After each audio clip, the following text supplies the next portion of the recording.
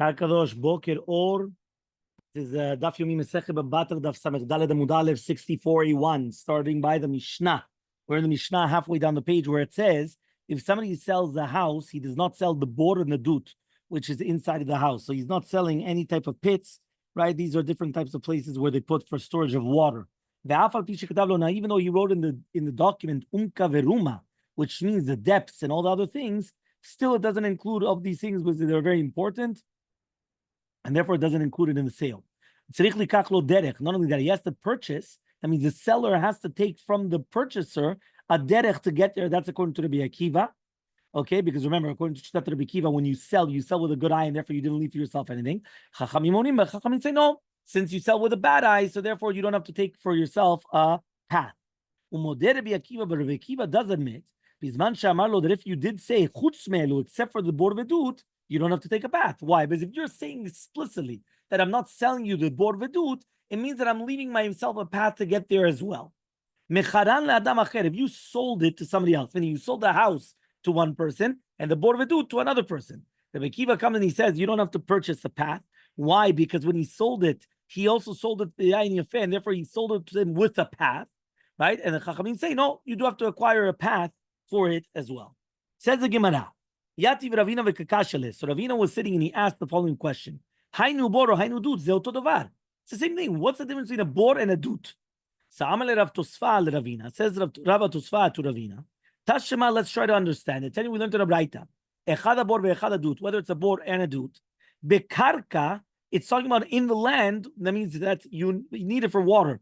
Ela shabor b'chafira ve'adut b'binyan. Bor is digging. You dig. That's called a pit.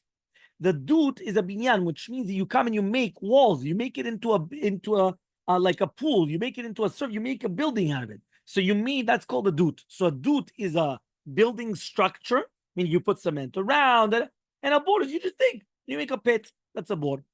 So Yativ Ravashi b'kakashale. So Ravashi also was sitting and he asked a question. Hainu bor hainu dut. Same thing.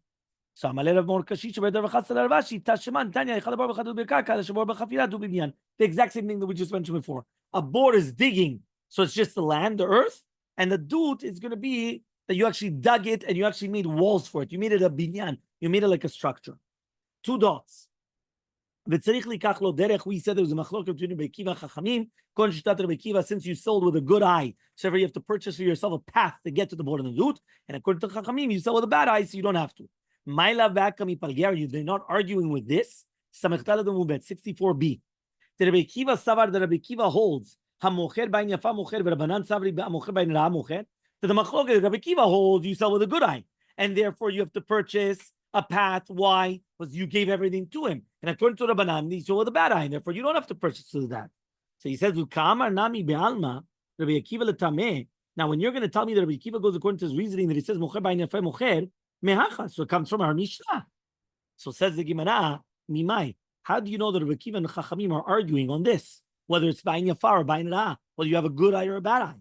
Dilma maybe Rabbi Akiva holds en adam rotzeh sheiten ma'otav yidresu acherim. A person does not want to come and purchase something, and people are still going to come into your house. Meaning, why in the world would I come and buy a house so that you could still come into my house or into my area in order to take water? And people say,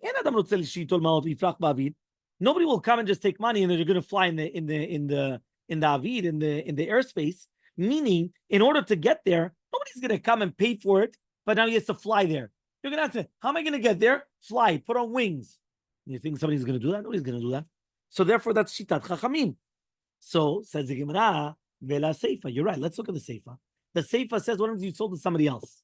Rabbi Akiva comes and he says you don't have to buy a path. Chachamim come and they say that you do have to buy a path.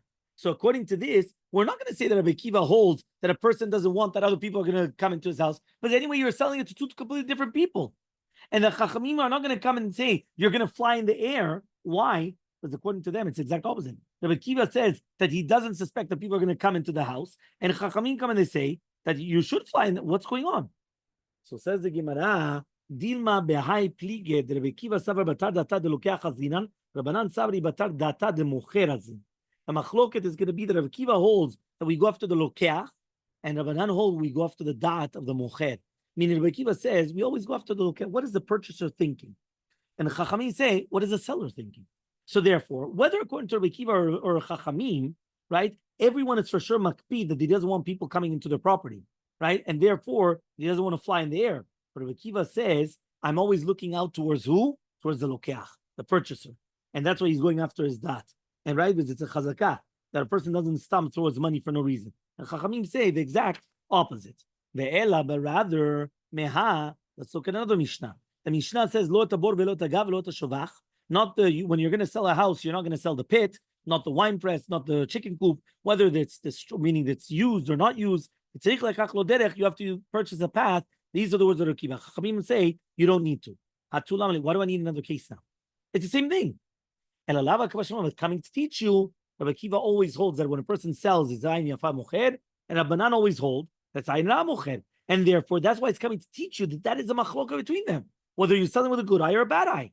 So says the Gemara, it's not incorrect. The Dilma maybe be'emet ashminan bait, right? Maybe be'emet it taught us the halacha of a bait. This was the halacha of a bait. That if you sold the house, you didn't sell all these things. The Kamash Malam Sadeh, it's teaching us also about a Sadeh. Why? Utsicha, we need both cases. If it only told us bait, it shouldn't be tzniut. A house, you need tzniut. You don't want people coming into your house 24/7. You need privacy. And because of that, it makes sense. But he says the Sadeh, Elmaleh, I would say no, because the Sadeh is in the field. It's a public place. People go walk by and they can look in your field. But if it's only going to tell you about the Sadeh, you should dekash the Davsha. You don't want people always trampling and destroying everything in your fields. But in the house, okay, you're walking in and out of the house. What's the big deal? So I would say no. So because of that, we needed both cases to teach you this halacha. Meaning we needed both, also the bait and also the Sadeh, also the house and also the field. So he says, I mean, seifa, but from the seifa, if you sold it for somebody else, then Rabbi Kiva comes and he says that you don't need to buy another path, right? Then the Chachamim say you need to buy a path. Why do we need there? Why do we need that? So he says, Alalav Kamash Malan comes to teach you that Rabbi Kiva does hold that a person is going to be mocher by yafa mocher, and Rabbanan holds by nuna mocher. Shema, that is the maskana. You're correct. Rabbi Kiva holds that you sell with a good eye, and Rabbanan always hold that you're selling with a bad eye. Have a wonderful day.